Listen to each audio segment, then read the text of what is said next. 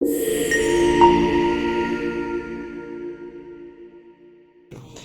and welcome back to our podcast. I know it's been a while, but you can hear our voices, our stories, and our truths. Hope you missed us. We're back now. Yes, we indeed are. It's been hectic in March, has it? Yeah, no wonder it's called March Madness with all that's crazy is going around and everything. Yeah, it's like we're losing track of days. But anyway, let's get started, shall we? So right now, you see us in green right now. On site. Yep, we got on site here in Orlando. We've been doing some early St. Patrick's Day party event going on. Yeah. All we're doing here at nonPareil is kind of like just having fun, having a good laugh, eating sweets, and just giving ourselves like a good bit of hope and having good company each other. And a good lace of chips right here. Those are pretty good, actually. I've had some. Yep. Pretty good. Jalapeno flavor. Just to spice things up in St. Patrick's. Yeah. Moving on now. What do we got? So, like, I know we're doing this early, but on Sunday, like pretty much every year I've been knowing right now, is Boston. Inside Boston, they've been having some good parades going on in St. Patrick's Day. Like, everyone's decorating green, wearing green.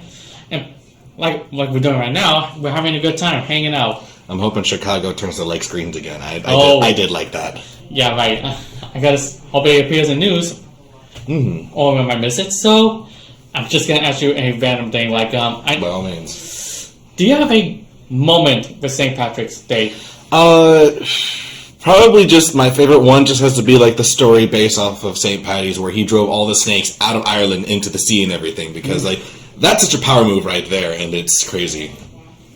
It takes a lot of courage to do it. Yeah, especially if some people are snake phobia or have snake phobia or something. I know there's a name for it, but like just are afraid of snakes in general. So yeah. Indiana Jones ought to thank St. Paddy's Day for that one. Yeah, and for me, like you just mentioned earlier, like. And everyone here, pretty much, I've been hearing a lot of green means hope for everyone. Hope for everyone. Hope for just and trusting everyone. Yeah, funny how like the Shamrock is also related to like the Holy Trinity and stuff. But enough about that. What do we got? So this is an actual madness here. So we got a March Madness going on. Well, right now there's still conference championships going on in basketball right now. But what I know so far is like 64. Teams will be qualified to the bracket, and there's going to be some city locations like New York, Ohio. We got some in California. And there may be some other cities and states, but one particular that we know that's happening here is in Orlando. Nice. Over at the Magic Stadium, right? Or the Amway Center? Well, it's not Amway Center now anymore. It's called Kia Center. Really? Oh, wow. I've been out of the loop for so long. No wonder we haven't been on the air for a bit. But... So this is just going to be exactly like the Super Bowl, except it's for basketball, right? Exactly. Like, qualified teams, brackets, like, one chance, win or go home. Either you get a glass slip broken or not. Because there's going to be some Cinderella teams. All right. Looks like we got to start cracking out teams then, but we're placing our bets on, and hopefully we got some good teams in store. Yeah, in store. And pretty much... A little sneak preview of the number one seed that I know so far, as you are turning Yoshi right here. Yes, to our attention of our next. Yes. I know a few. We got Arizona, known as the Wildcats. Right. We got the North Carolina Tar Heels, also famous team that Michael Jordan used to play. Then we got Houston. Yes, I'm calling you out, Houston. The Houston Cougars. Ooh. Hopefully this one's much better than the Dallas Cowboys. Oh, okay. let's not get too hostile. Yeah. And that's what I know so far. And I do apologize, I missed the number 4 one. But I'll get back to that soon. Once we get more things leveled up here, especially since we miss our beloved Chris. Or actually here, but still, you get the point. Right over there. Yeah. Just only for this time being here. Yeah, exactly. And for the selection of it, it's just going to be a Sunday night, which is this Sunday by the looks of it. So this is where they revealed the 64 teams that are going to make it. Time to get our teams lined up, fighters and racers start to the starting line. Yep. Stay tuned for Sunday night, 6 p.m. That's the time, 6 p.m. You heard it here, folks. And I'm gonna make this quick right now. We're gonna get an Oscar review of what just happened. Yeah, honestly. So Justin actually catch you up. So for Best Pictures, well, actually for context, I was actually up in the air coming back from visiting family in Arkansas. Oh, that's right. So just as the Oscars was happening, I was like without Wi-Fi or anything like that. So I'm kind of out of the loop. So Antonio, you take it away from here. So okay, Justin actually catching up with some important awards that really happened. Like did you fill in for Best Pictures? We got Oppenheimer winning it from Universal side. Gotcha. All right. And also, are you familiar with a actor named who plays Iron Man? Robert Downey Jr.? Robert Downey Jr. I love that actor. And you do because he also won the Best Supporting Actor in that movie. Yes! Finally. And he's been waiting for that, yeah. So, obviously, there's been some Bobby Awards, and actually, luckily, they managed to win one that's like, I'm going to say that's like, if that is worth it. They deserve to win this. For Best Song called, what was I made for?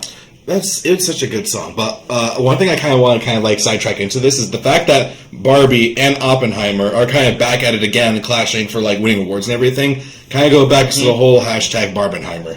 Oh boy, I keep hearing that every time. Yeah, and both of them are just phenomenal movies. If you told me to pick a favorite between the two, you would never get an answer because they're both just that great. Exactly. And lastly, for Best Animated Movie, and shockingly, it's not Spider-Man Across the Spider-Verse. What? No, this is actually a upset of mine, and this movie is all the way from Japan. It's called Boy and the Heron. By Hayao Miyazaki. That's right. I loved a lot of his movies as a kid and everything. I don't remember which one was my official first movie I ever watched, but I watched a lot of his early works, such as Kiki's Delivery Service, The Cat Returns, Howl's Moving Castle. Those ones I just adored because the art style, the animation, the musical composition to it.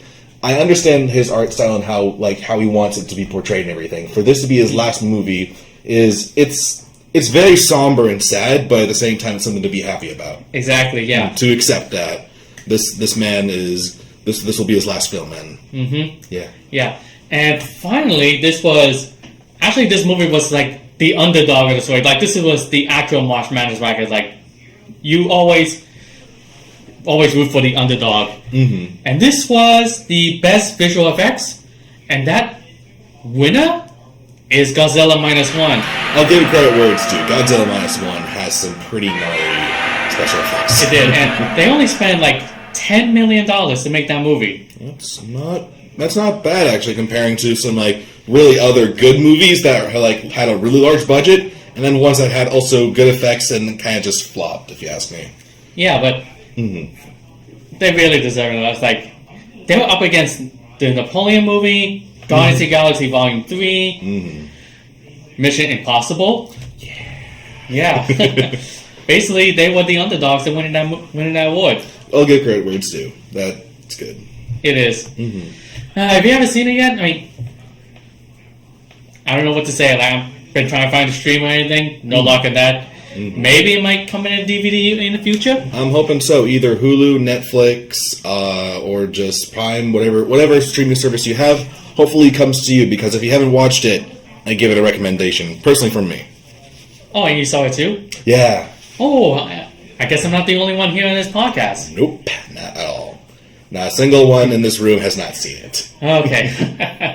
Well, by all means, with all the information here for both St. Patrick, the March Madness that's going on here, especially here in Orlando, and the little recap and review what we did for the Oscars, we're coming close to the end of the show, and we're getting close to April.